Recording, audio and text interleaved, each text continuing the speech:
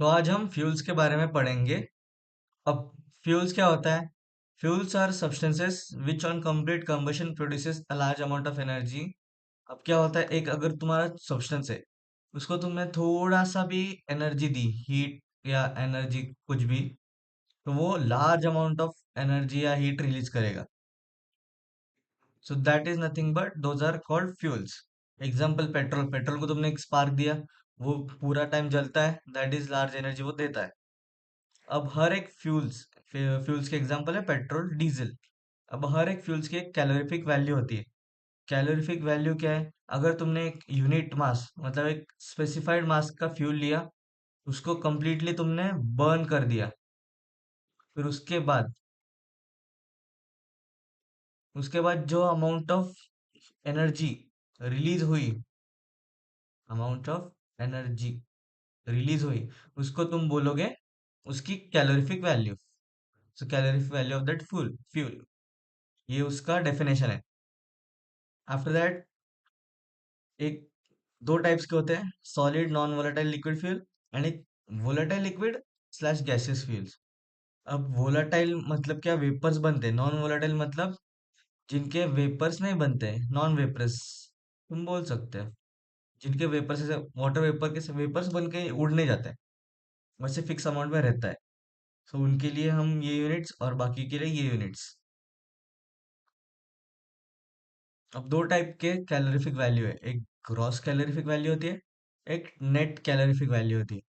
अब gross calorific value क्या होती है? अगर तुमने एक क्लोज्ड कंटेनर में फ्यूल को बर्न किया, फ्यूल को क्या किया? बर्न किया, तो ये इधर सब हीट आ जाएगी एंड उसके सब गैसेस वगैरह, कंबस्टिबल।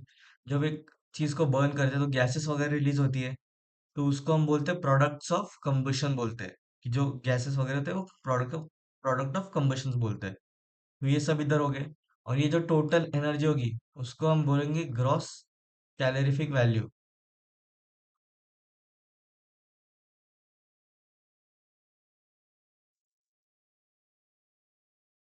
ये उसकी डेफिनेशन है। एंड नेट कैलोरीफिक वैल्यू क्या होती है?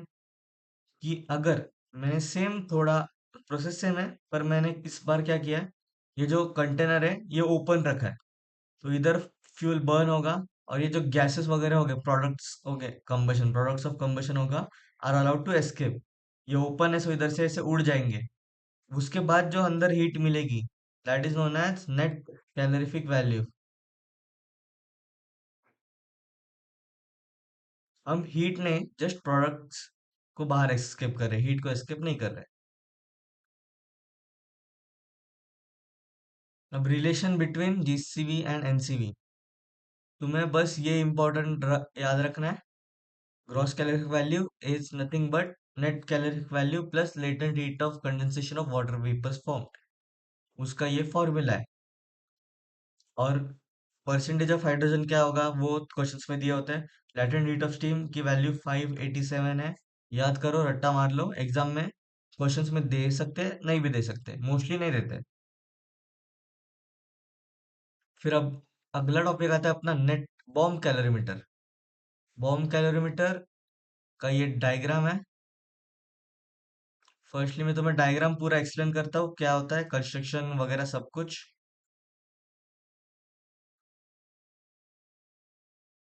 तो देखो, फर्स्टली अपने अपने पास है ये oxygen inlet pipe. Oxygen inlet pipe क्यों है? क्योंकि कुछ तो अंदर बर्न होने वाला है, बर्निंग के लिए हमें चाहिए होता है oxygen, that's why oxygen inlet pipe. ये बैटरी है, बैटरी को कनेक्टेड है इलेक्ट्रोड्स, ये दो इलेक्ट्रोड्स है। ये है मैग्नीशियम फ्यूज वायर। इधर अपना होता है फ्यूल, इधर फ्यूल रखते हैं और इधर गिरना चाहिए था जलने के लिए, वो फ्यूल इधर रखते हैं। आफ्टर दैट ये वाटर का, ये इसको बोलते हैं बॉम्ब कैलोर, कुछ क्या बोलते हैं, स्टेनलेस स्टील बॉम्ब। ये पूरा कवर होता है बिकॉज इधर कुछ तो ब्लास्ट वगैरह हो सकता है या एनीथिंग अंदर हो सकता है, तो वो सस्टेन करना चाहिए, इसलिए स्टेनलेस स्टील बॉम्ब बोलते हैं। हाई प्रेशर वो कैपेबल होता है। आफ्टर दैट ये सब जो दिख रहा है तुम्हें, ब्लू ब्लू लाइंस वाला, ये सब होता है अपना वाटर। ये है थर्मोमीटर। वाटर का टेम्परेचर चेंज होगा तो थर्मोमीटर से मेजर होने वाला है, इसके लिए थर्मोमीटर होता है। स्टरर, स्टरर कौन सा भी स्टरर लो, मैनुअल इलेक्ट्रिकल दोनों चलता है। और ये अपना कॉपर कैलोरीमीटर होता है पूरा स्ट्रक्चर। इसको तुमने ये दोनों, ये जो वाटर और ये क्या है, वाटर जैकेट, ये एयर जैकेट, ये क्यों होता है? बिकॉज ये अपने सराउंडिंग से इसको प्रोटेक्टेड रखते हैं, मतलब सराउंडिंग टेम्परेचर चेंजेस से इसको कुछ फर्क नहीं पड़ता, आइसोलेटेड रखते हैं। ओके, तो मैं तुम्हें इसका वर्किंग पूरा समझाता हूँ। उससे पहले थोड़ा क्लियर कर लेता हूँ, नहीं तो खिचड़ी हो जाएगी पूरी अंदर।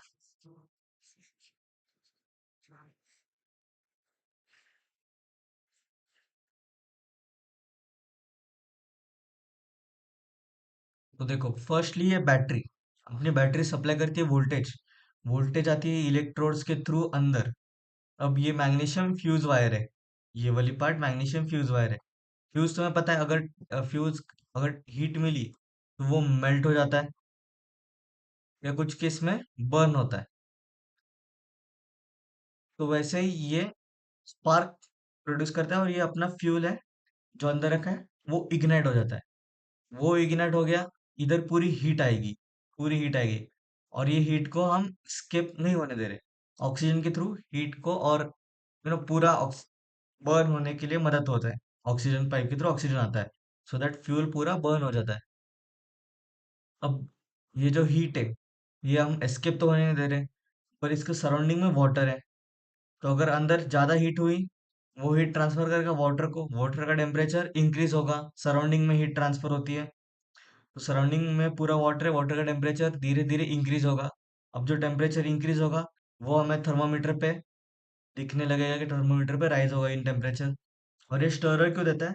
स्टरर देता है फॉर यूनिफॉर्म हीट ट्रांसफर।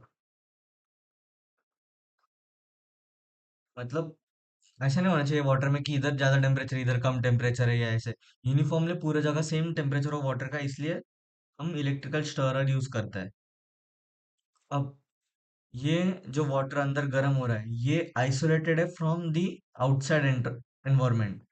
तो आइसोलेटेड होने के कारण जो बाहर एनवायरनमेंट का कुछ इस पे फर्क नहीं पड़ रहा। सो जो अंदर ये फ्यूल हीट जनरेट कर रहा है, उस हीट से ये पूरा वाटर का टेम्परेचर चेंज हो रहा है।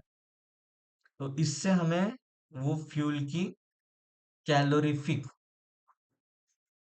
वैल्यू पता चलती है, and that is our motto behind the bomb calorimeter. इससे हमें कैलोरीफिक वैल्यू मिलती है।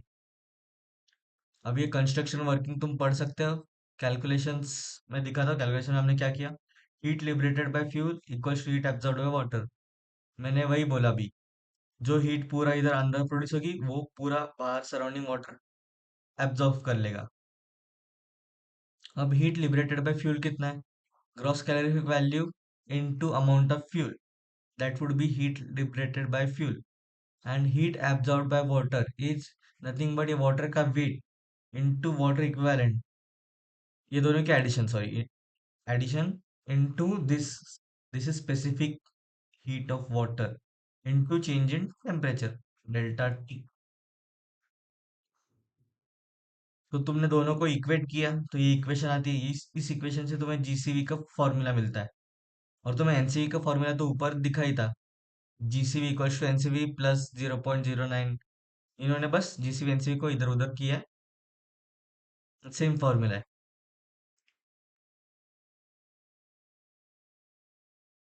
ये फॉर्मूला बहुत इंपॉर्टेंट होता है, क्वेश्चंस में लगता है। तो देखते हैं अब एक question. When numerical, when this much grams of fuel, हमें फ्यूल का अमाउंट मिल गया, कंटेन्स, हमें कार्बन सल्फर से इंपॉर्टेंट नहीं है। हमारे फॉर्मूला क्या था एनसीवी जीसीवी का, हाइड्रोजन था। सो हाइड्रोजन हमें मार्क करना है। ये जो सर्कल करा वो इंपॉर्टेंट वैल्यूज ये लगेंगे। Remaining ash burn in bomb calorimeter, temperature rises from this to this, temperature rise चाहिए होगा हमें। If the calorimeter contains water का वेट, एंड लास्ट में वाटर इक्विवेलेंट, ये बस इतने वैल्यूज चाहिए। Calculate GCV NCV. जीसीवी क्या होता है? जीसीवी अपना इधर फॉर्मूला भी है। वेट ऑफ वाटर क्या है? 600 grams plus weight of water equivalent is 240 into change in temperature कितना आता है? T2 माइनस T1 करो, लगभग 4.7 आ रहा है। होल डिवाइडेड बाय एक्स क्या है? X is amount of fuel 1.316। ये तुमने कैलकुलेट किया, जीसीवी तुम्हें मिल गया। जीसीवी आ रहा है 3000 कैलोरीज पर ग्राम। फिर एनसीवी क्या है? GCV minus 0.09 into percentage of hydrogen. Percentage of hydrogen ऊपर दिया है 5.75 7.57 लिखना है। लैटेंट हीट ऑफ स्टीम 587, मैंने पहले ही बोला था। एनसीवी की वैल्यू तुम्हें कैलकुलेट हो गई 2600। ये न्यूमेरिकल डन। अब नीचे वाला इट्स सिमिलर ऊपर जैसे। इसमें हमें दिया है फ्यूल की क्वांटिटी, फिर टेम्परेचर, वाटर। वाटर की अमाउंट कितनी? 2 kgs ऑफ वाटर अमाउंट मिल गया। टेम्परेचर राइज मिला। इफ द वाटर इक्विवेलेंट मिली, हाइड्रोजन का परसेंटेज मिला, एंड इधर दिखा है assume latent heat of steam is this. So हमें अभी 587 नहीं लेना है, 580 लेना है। तो जीसीवी सेम इससे। तुम्हें फर्स्टली वाटर वेट कितना है? Water weight is 2 kg। 2 kg, अब इधर 2 kg है, हमें ग्राम पर कैलोरी पर ग्राम होता है अपनी वैल्यू। सो हमें 2000 लिखना पड़ता है, ग्राम पे पहले कन्वर्ट करना है। फिर 500 grams is the equivalent, water equivalent, into change in temperature would be 4.2 whole divided है। 4/2 किधर से आया? 29.4 माइनस 25.2, 4.2 आ रहा है। अपॉन फ्यूल की क्वांटिटी कितनी है? 1.5, 1.5। इससे तुम्हें जीसीवी मिलेगा। जीसीवी आ रहा है अपना 7000, एंड एनसीवी बाद में तुम निकाल सकते हो, same formula. Percentage of hydrogen 16.09 question में दिया है, इंटू 580। 580 अज्यूम किया नहीं है, इधर क्वेश्चन में दिया था, सो 580, एंड तुम्हें मिला 6160 कैलोरी पर ग्राम। ये दोनों क्वेश्चन तुम खुद के साइड से ट्राई करो। इसके आंसर्स इधर दिए है, जीसीवी और एनसीवी, और क्रॉस चेक कर लेना। अब आता है प्रॉक्सिमेट एनालिसिस। प्रॉक्सिमेट एनालिसिस क्या होता है, पहले ये देखते हैं। अब कोल का हम देखेंगे एग्जाम्पल से। नीचे तो मैं पहले एक्सप्लेन करता हूँ क्या होता है पूरा। तो पहले तुमने लिया कोल एज अ फ्यूल, एक नॉर्मल कोल लिया मार्केट में जो मिलता है वो। उसकी हमें फाइंड करनी है कैलोरीफिक वैल्यू। पहले उससे पहले तुम जब इसको बर्न करोगे, अब देखो, पहले तो कोल में क्या होता है, कोल में बहुत सारी चीजें होती है। अगर एक कोल है, नॉर्मल सा कोल देखो तुमने, इस पे मॉइस्चर ट्रैप्ड होता है अंदर, कोल के अंदर। वो हमें नेकेड आई से तो दिखता नहीं है, मॉइस्चर होता है। इसमें थोड़ी इम्प्यूरिटीज भी होती है, कुछ भी हो सकता है अंदर, मिक्सचर्स वगैरह, थोड़े इम्प्यूरिटीज। फिर इसमें, हाँ, ये दोनों मेन चीज होते हैं। इसमें अपने कार्बन्स होते हैं, फिर बाद में कोल। कोल मतलब क्या होता है? कार्बन। ये तीनों चीज होते हैं। हम डिस्टिंग्विश नहीं कर सकते कि ये कोल में ये, मतलब कोल में नॉर्मल जो कोल मिलता है उसमें ये तीनों चीज होती है, बट हमें कार्बन से ज्यादा मतलब है। कोल मतलब हम क्या बोलते हैं? कार्बन। फिर इनमें इम्प्यूरिटीज और मॉइस्चर्स भी होते हैं। तो अब हमें कैसे पता चलेगा कि मॉइस्चर का कितना परसेंटेज है, कोल इम्प्यूरिटीज कितने परसेंट है, कितने परसेंट अपने पास कार्बन है? ये सब डिटरमाइन करता है प्रॉक्सिमेट एनालिसिस। तो प्रॉक्सिमेट एनालिसिस में कैसा होता है? फर्स्टली तुम्हारा परसेंटेज ऑफ मॉइस्चर हम निकालते हैं। अब परसेंटेज ऑफ मॉइस्चर के लिए क्या करते हो? तुम्हारा कोल जो होता है उसको तुम हीट करते हो at 110 degree Celsius for 1 hour. तो उससे क्या होता है, पूरा जो मॉइस्चर होता है मॉइस्चर मतलब क्या, वाटर वेपर्स तो 100 पे ही वेपर्स बन जाते हैं, तो 110 पे हीट करने के बाद your coal will be free from vapours. Water vapours नहीं होगा, मॉइस्चर नहीं होगा।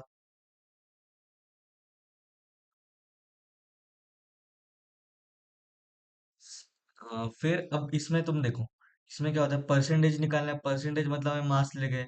अगर हमने m मास ऑफ कोल लिया था स्टार्टिंग में, तो इसमें से वाटर वेपर तो निकल गया, मतलब मास रिड्यूस होगा। लेट से मास रिड्यूस हुआ, m1 मास हो गया, तो परसेंटेज क्या होगा, m - m1 upon m into 100, मतलब change in mass upon initial mass into 100, that will give you percentage.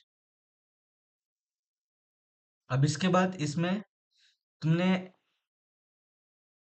इसको किया फिर से हीट। तुम्हें क्या चाहिए, परसेंटेज ऑफ वोलाटाइल मैटर।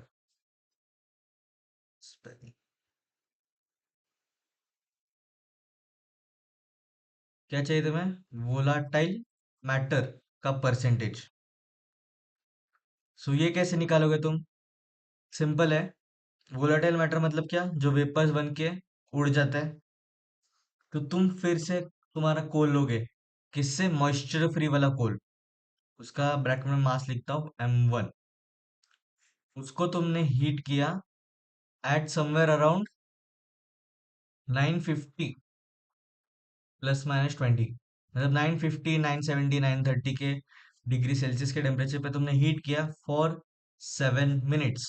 ज्यादा नहीं हीट करना, 7 मिनट्स में तुम्हारा जो कोल मिलेगा उसमें से वोलेटाइल मैटर सब उड़ जाएगा। That would B free from volatile matter.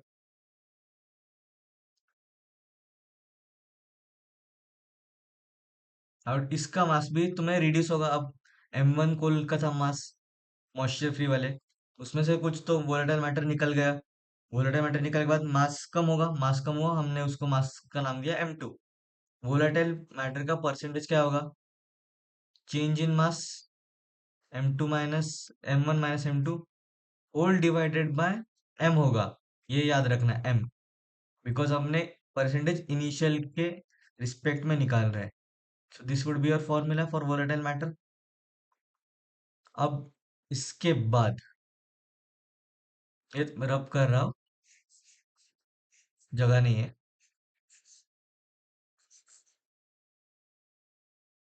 फिर तुम क्या कर रहे हो, फिक्स्ड कार्बन का तुम्हें परसेंटेज चाहिए होता है,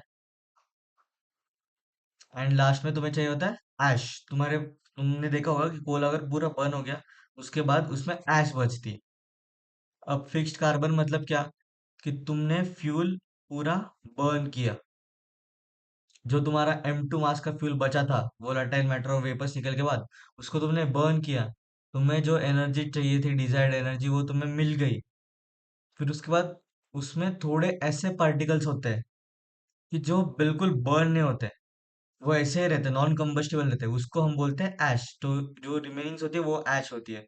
अगर लेट से तुम्हारे पास m3 मास की रिमेनिंग्स रह गए, ऐश रह गया m3 मास का, तो परसेंटेज ऑफ ऐश क्या होगा, m3 अपॉन इनिशियल मास कितना था वो, into 100। This will give you percentage of ash. Ash मतलब जो बचता है, वो राख वगैरह बोलते हैं वो उसको। अब फिक्स्ड कार्बन का परसेंटेज कैसे निकालोगे, फिक्स्ड कार्बन कार्बन का परसेंटेज आता है 100 माइनस परसेंटेज ऑफ, तुम्हें वोलाटाइल मैटर ऐड करना है, plus percentage of vapours, water vapours वाला percentage, plus percentage of ash. ये तीनों को ऐड किया, 100 से सब्ट्रैक्ट किया, that will give you percentage of fixed carbon. And fixed carbon का परसेंटेज ही हमें अपना एम होता है कि निकालना है इससे, प्रोक्सिमेट प्रोक्सिमेट एनालिसिस से। अब तुम्हें थोड़े चीज बताता हूँ, अगर बाद में बताता हूँ जस्ट। अब देखते हैं इसको, इसका डेफिनेशन है कि analysis in which the percentage of moisture, volatile matter, fixed ash, carbon is determined is known as proximate analysis. The use of thermo, ये जरूरत नहीं है लाइन की, इसकी प्रोसीजर है, मैंने वही पूरा बताया। अब मॉइस्चर कंटेंट तुम्हें निकालना है, क्यों?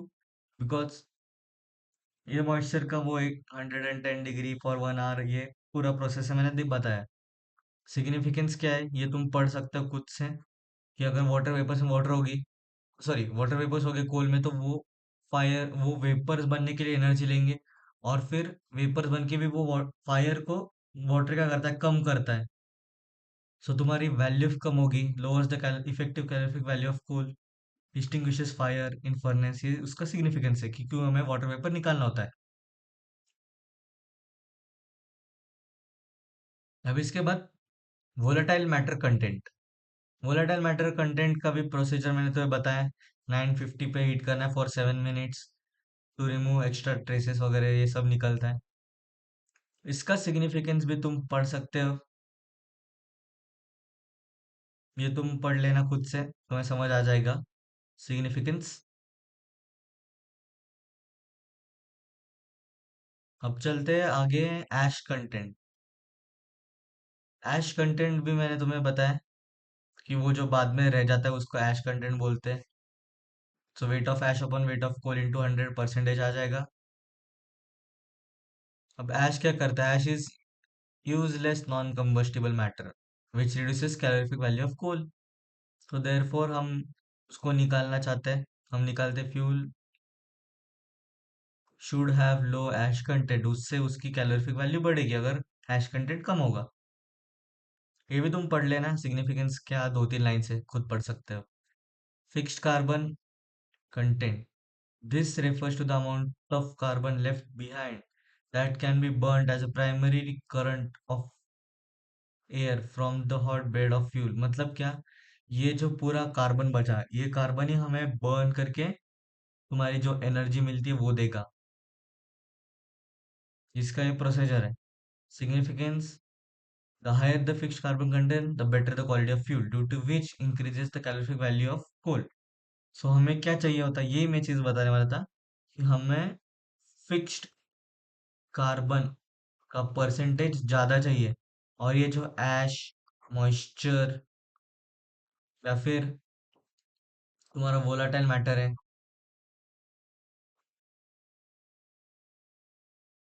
ये सब कम चाहिए होता है। दैट वुड, अगर ये कंडीशन सेटिस्फाई हो रही है तो तुम्हारी क्वालिटी ऑफ फ्यूल बेटर हो रही है।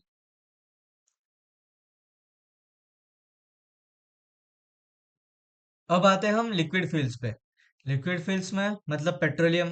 Petroleum just does not means कि पेट्रोल, उसमें बहुत सारे और आते हैं, डीजल, केरोसिन वगैरह सब। तो फर्स्ट डेफिनेशन से स्टार्ट करते हैं। अब रिफाइनिंग ऑफ क्रूड ऑयल क्या होता है, कि तुम सेपरेट कर रहे हो various fractions from the petroleum. मतलब पेट्रोलियम के डिफरेंट डिफरेंट पार्ट्स तुम सेपरेट कर रहे हो। एक में तुम्हें पेट्रोल मिल रहा है, एक में तुम्हें डीजल मिल रहा है, ऐसे सेपरेट आउट कर रहे हो बाय फ्रैक्शनल डिस्टिलेशन। ये हमें देखना है पूरी method, that is refining of crude oil. अब डी इमल्सिफिकेशन मतलब क्या? इमल्सिफिकेशन मतलब ऑयल एंड वाटर का सेपरेशन करना है, that is D emulsification. Oil मतलब नीचे अंडरग्राउंड में वाटर और ऑयल दोनों रहता है, उसका मिक्सचर हो सकता है, दैट्स वो सेपरेट करने के लिए डी इमल्सिफिकेशन यूज करते हैं। रिमूवल ऑफ सल्फर, ये तुम खुद पढ़ लेना। अब मेन आता है अपना फ्रैक्शनल डिस्टिलेशन के तरफ। फ्रैक्शनल डिस्टिलेशन का ये जो टेबल है, ये टेबल इंपॉर्टेंट है, ये तुम्हें यूज मतलब आता है एग्जाम्स में थोड़ा थोड़ा, इसमें से तो लर्न कर लो। ये प्रोसेस है, अब इधर जो ऊपर लिखा है, ये मैं इधर तुम्हें पूरा डायग्राम के साथ एक्सप्लेन करता हूँ, तुम वो बाद में पढ़ सकते हो, पढ़ना है तो पहले अपना ये क्रूड ऑयल इधर से एंट्री करता है, ये मफल फर्नेस है, इधर स्पेलिंग है मफल फर्नेस। सो ये अपना मफल फर्नेस है, उसके अंदर 400 डिग्री सेल्सियस का टेम्परेचर होता है। तो 400 डिग्री सेल्सियस के टेम्परेचर पे क्या होता है, तुम्हारा जो पूरा मतलब क्रूड ऑयल है ना, वो ऑलमोस्ट ऑलमोस्ट पूरा क्रूड ऑयल वेपर्स में कन्वर्ट होता है। फिर ये इधर से इधर पास होता है, फिर इस साइड आता है। अब इधर सब आ रहे वेपर्स, और थोड़ा थोड़ा जो वेपर्स नहीं बचा, मतलब थोड़ा लिक्विड जो बचा होगा, वो जा रहा है नीचे। वेपर्स क्या होता है, वेपर्स की टेंडेंसी क्या होती है ऊपर जानी, तो वो ऊपर जाएंगे। और जो रेसिड्यू है, रेसिड्यू मतलब जो लिक्विड फॉर्म में बचा है, जो वेपर्स नहीं बना, वो आते हैं इधर रेसिड्यू में, निकल इधर आते हैं। अब ये वेपर्स, ये जो गैप दिख रही है ना, इसको तुम एयर गैप या एयर कैप बोल सकते हो। इधर से तुम्हारा स्टीम ऊपर आता है। अब इधर तो हम हीट वगैरह कुछ तो दे नहीं रहे, तो इधर टेम्परेचर जैसे जैसे ही ऊपर आएगा, ये ठंडा है, साइड के वॉल्स ठंडे हैं, तो उधर टेम्परेचर कम होगा। थोड़ा थोड़ा, सडनली जीरो कम, जीरो मतलब सडनली रूम टेम्परेचर नहीं होगा, बट धीरे धीरे टेम्परेचर कम होगा।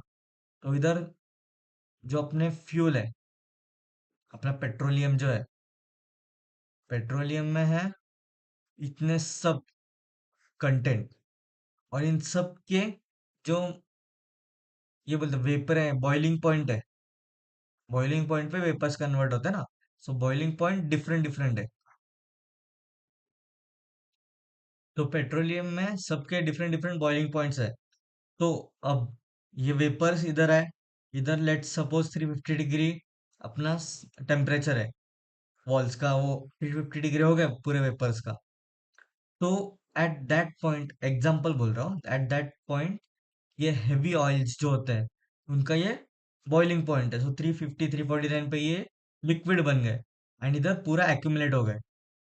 और बाकी के जो पूरे वेपर्स थे वो इधर से ऊपर आए। अब इधर थोड़ा टेम्परेचर थोड़ा और कम हो गया, इधर लेट सपोज 300 डिग्री सेल्सियस हो गया। तो एट दिस पॉइंट डीजल है, डीजल क्या हो रहा है, डीजल वेपर्स का हो रहा है लिक्विड फॉर्म में, तो इधर पूरा डीजल एक्यूमुलेट हो रहा है। अब इधर से हम डीजल को बाहर निकाल रहे हैं, इधर से हम हेवी ऑयल्स को बाहर निकाल रहे हैं। एंड फिर से वेपर गैप में आगे वेपर्स ऊपर गए, ऊपर गए। इधर केरोसिन सपोज 250 पे केरोसिन, इधर उसका बॉइलिंग पॉइंट था, तो वो लिक्विड फॉर्म में कन्वर्ट हो गया। फिर केरोसिन इधर से बाहर निकल गया, फिर ऊपर गए, फिर नाफ्ता बाहर निकला, गैसोलीन बाहर निकला, पेट्रोलियम ईथर बाहर निकला। फाइनली जो थोड़े गैसेस बचे बचे uncondensed gas, like example CNG वगैरह जो होता है, ये तुम्हें मिलता है, ये अनकंडेंस्ड गैस से ही मिलता है। तो ये इधर से एक्सपेल आउट होते हैं, ये हम सेपरेटली कलेक्ट करते हैं, और इससे फ्यूल बनाते हैं, सीएनजी वगैरह। तो this is the process of fractional distillation. इसका एक बार ये छोटा पैराग्राफ है, खुद से पढ़ लेना।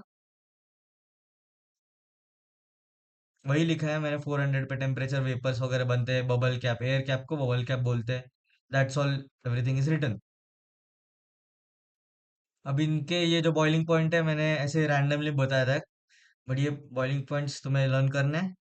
लर्न करना है मतलब समझ जा, तुम्हें पता चलेगा इस पॉइंट पे ये मेल्ट हो रहा है, इस पॉइंट पे ये मेल्ट हो रहा है, इनकी यूजेस वगैरह देख लो। फिर इसके बाद आता है gaseous fuel, hydrogen as a future fuel. Hydrogen is the future of fuel. ये मुझे स्टेटमेंट पे थोड़ा डाउट है, आई डोंट नो। यूरेनियम एक फ्यूल है, ये हम यूज कर सकते हैं। हमारे पास पेट्रोल है, क्या पता फ्यूचर में पेट्रोल डीजल हम खुद लैबोरेटरीज में बना सके। ये अपने पास इलेक्ट्रिसिटी है। तो ये स्टेटमेंट जो लिखी है इन्होंने, hydrogen is the future of fuel, I don't no. मुझे इलेक्ट्रिसिटी भी लग सकती है, इलेक्ट्रिक कार्स का अभी जमाना चल रहा है, but I love diesel and petrol. तो लेट्स स्टार्ट। ये solar energy, solar hydrogen system से भी हम हाइड्रोजन प्रोड्यूस कर सकते हैं। ये प्रोडक्शन लिखा है हाइड्रोजन का।